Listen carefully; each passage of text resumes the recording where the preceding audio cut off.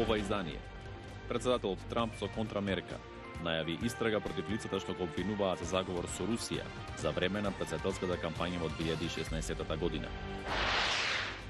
Разговараме со Славчо Таневски, македонскиот дизајнер во гигантот Мерцедес, како се најде во врвот на германската автоиндустрија.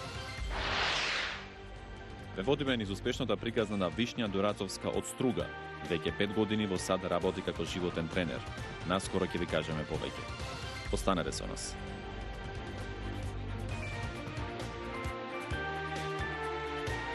Добро вечер. Го гледате ТВ журналот Ньюслеш на гласот на Америка на македонски. Јас сум Тоше Огњанов. Председателот Трамп и републиканците во Конгресот најавија собствена контраистрага. Ќе биде насочена против тие што обвинуваат дека во неговата председателска кампања во 2016 година имало заговор со Русија за мешање во изборните резултати. Следат вестите.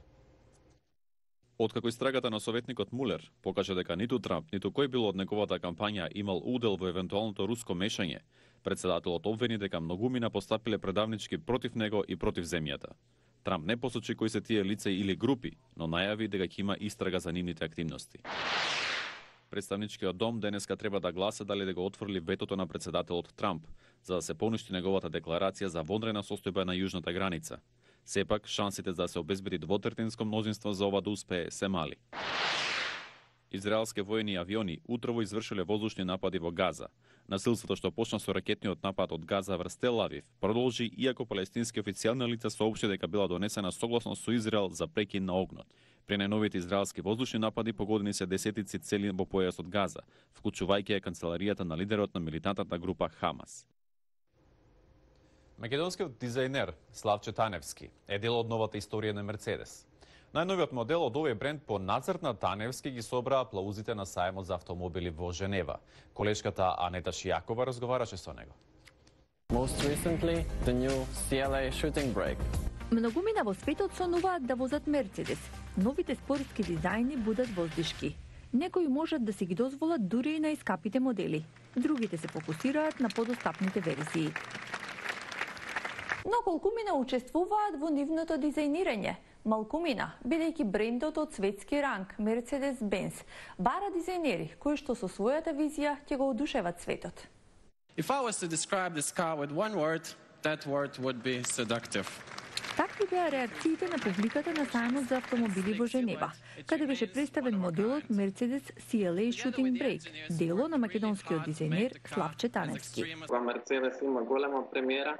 Вниманието на светските медиуми е огромно. Посебен момент за мене беше што лично ја промовирав колата, лично ја довозев до пинато.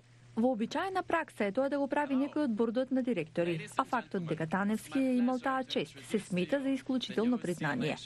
Но како Таневски стана еден од најпрестижните дизајнери на Mercedes-Benz? Роден е во Свети Николе, црта од дете, наследувајќи го талентот за цртање од неговата мајка, а интересот за машини од татко му.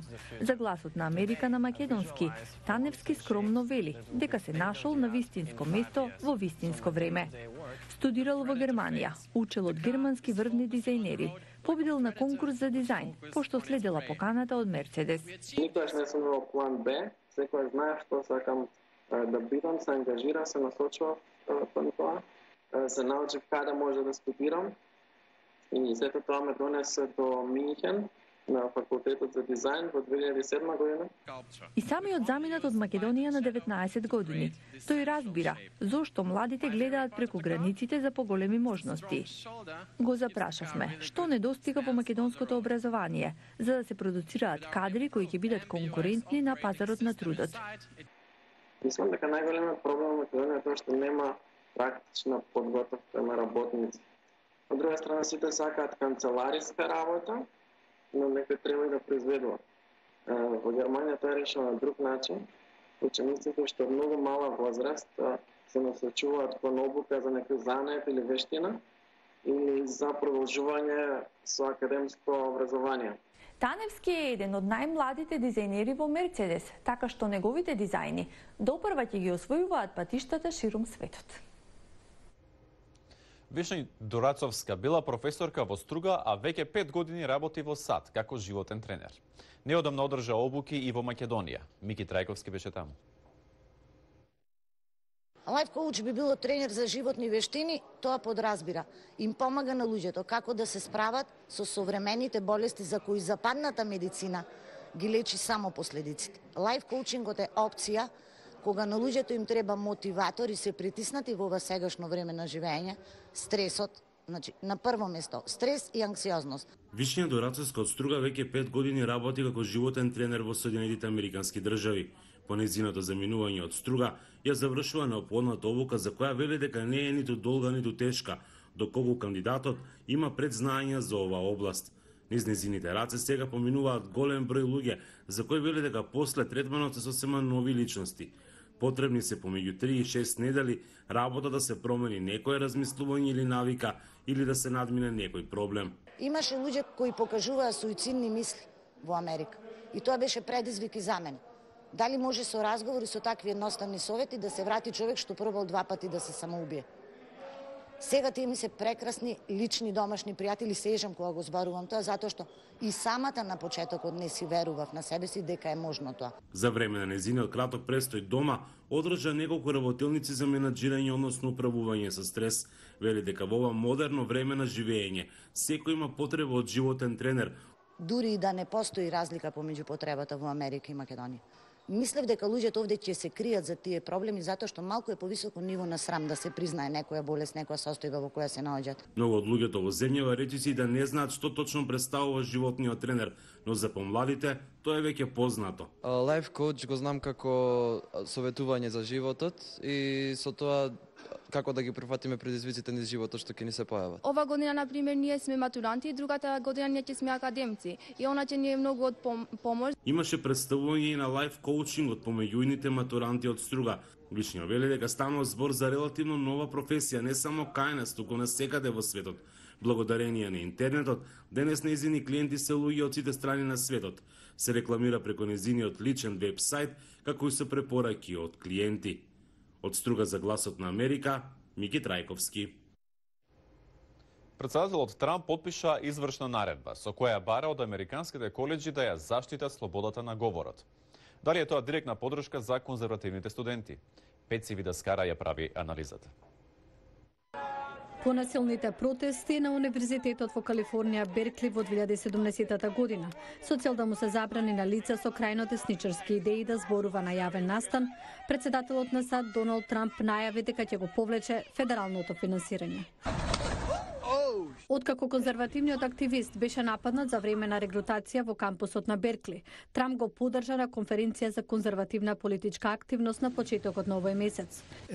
Ако коледжот или универзитетот не ви дозволува да зборувате, тогаш нема да им дадеме пари. Многу едноставно. Наредбата се гледа како поддршка на конзервативните кои велат дека нивниот глас е пригушен во либералните кампуси. Некои од нив ги блокираат говорниците со студентски протести. Никогаш не можев да замислам дека ќе се соочам со вакво непријателство поради тоа што сакам да ги изразувам моите верувања. Наредбата е генерално символична. Коледжите веќе се согласија да ја поддржуваат слободата на говор со цел да добијат федерални средства за истражување. Граѓански активисти пак се загрижени поради оваа наредба и велат дека е спротивна на нападите на Трамп кон слободата на говорот, вклучувајќи ги оние кон медиумите, кои тој многу често ги нарекува лажни вести. Го истакнуваат и случајот со фудбалерите кои Трамп ги нападна кога одбија да стојат за време на интонација на националната химна. Ова е лицемерно. Не мислам дека е карактеристична само за председателот, но мислам дека ваквата наредба е спротивна на изјавите што тој ги има дадено во минатото. Наредбата не прецизира како и според кои стандарди федералните агенции ќе го почитуваат договореното, но испраќа јасна порака дека Трамп ги поддржува приоритетите на конзервативците, кои велат дека нивната слобода на говор е загрозена. Го гледавте Ньюслеш на Гласот на Америка на македонски. Јас сум Тоша Огњанов, ви благодарам за вниманието, пријатно.